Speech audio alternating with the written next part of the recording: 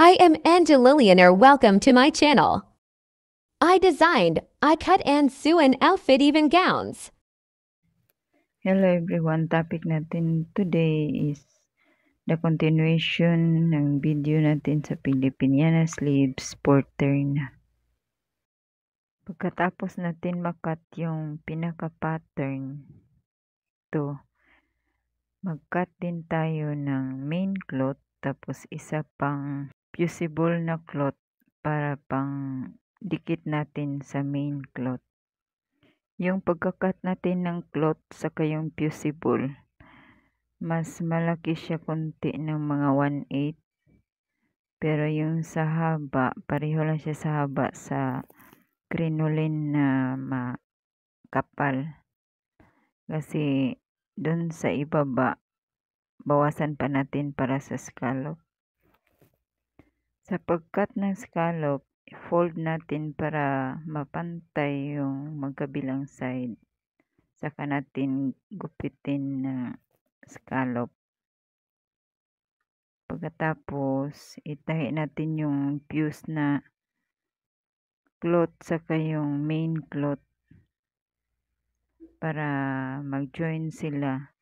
Tapos kapag binaliktad na natin, malinis yung labas.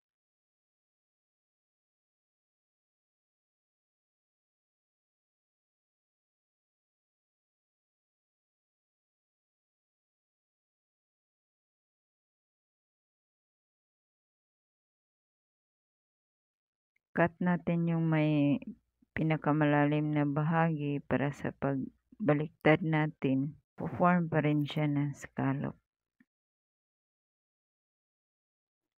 Pagkatapos, bawasan natin kunti para hindi siya makapal kapag binaliktad na natin.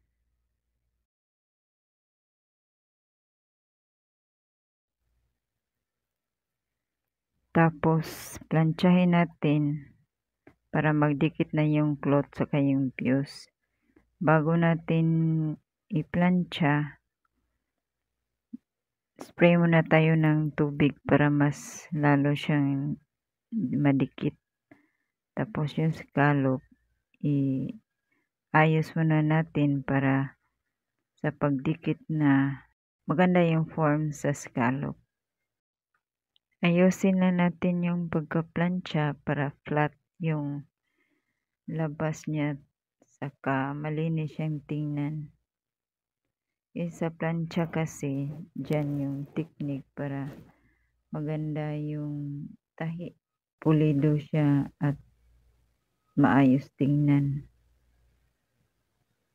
Pag nadikit na siya, maganda tingnan yung edge niya kasi malinis.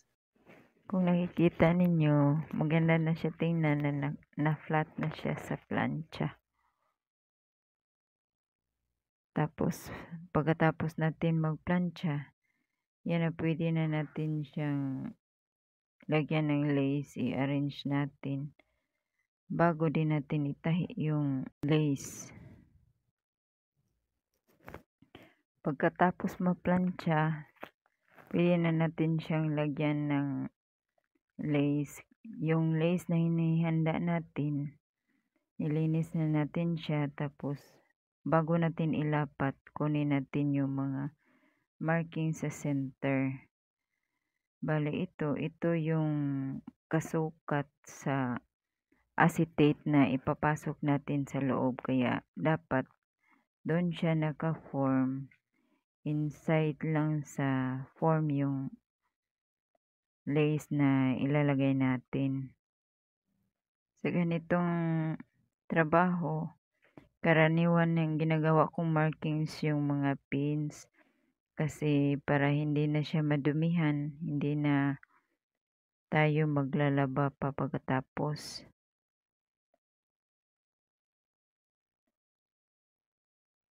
Tapos sa center, kung mahihirapan tayo, yung mga sukat sa kabila, tapos ilipat din natin doon yung ang sukat doon sa isang sleeves. yun din ang susundin natin. Bale yung center na line, tapos yung sa pinakas dulo ng sleeves, doon natin kukunin yung mga sukat para magpantay yung magkabilang sleeves. Dahan-dahan natin siyang isaayos tulad ng pag-aayos natin sa isang sleeves.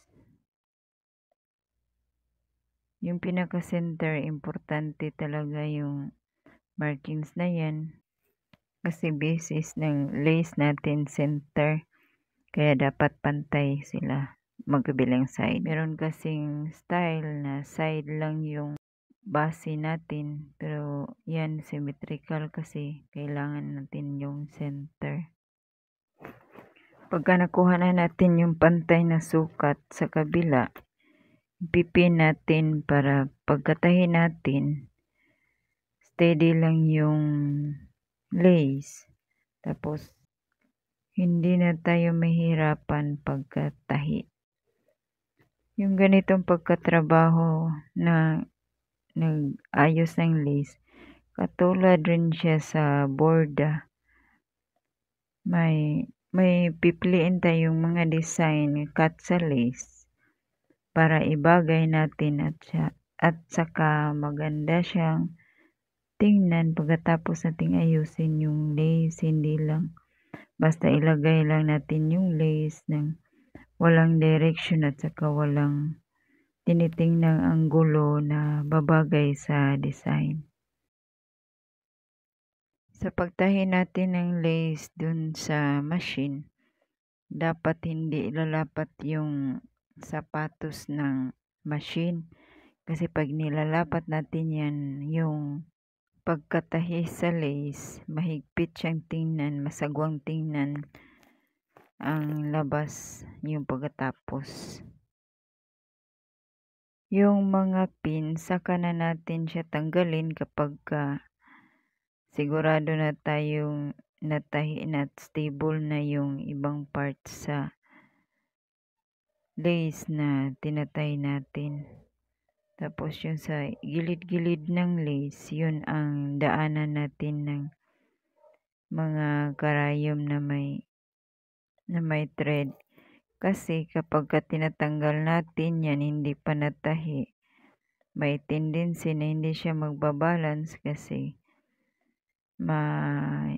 masagi natin, mag-move na yung lace sa kinalalagyan natin. Kung hindi mo pa nasubukan ang ganitong paraan, siguradong mas mahirap siya kaysa hand sewing. Yung hand sewing lang kasi, madali siyang masisira kapag yung thread, natatanggal siya. Hindi katulad ng ganitong tinatay natin siya sa machine, matibay yung pagka-attach ng lace para siyang borda. Yung embroidery. Sa procedure 3, ipapakita natin paano natin siya piniplits at saka paano natin siya ginagawa para mag-form na siya na sleeves. Kasi kapag isang video lang, napakahaba ng video. Yung procedure 1, ililink ko na lang sa baba para madali siyang matuntun. Sana nagustuhan nyo ang video na to. Paki-comment sa baba kung ano yung opinion niyo. Tapos paki-like na rin para ma-boost din naman yung video ko.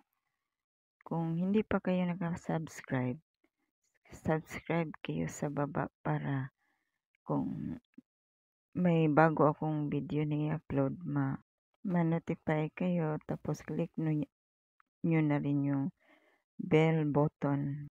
Bukas i-upload ko yung procedure 3 pagkatapos ko ma-voice over. Salamat sa panonood. Hanggang sa susunod. Paalam.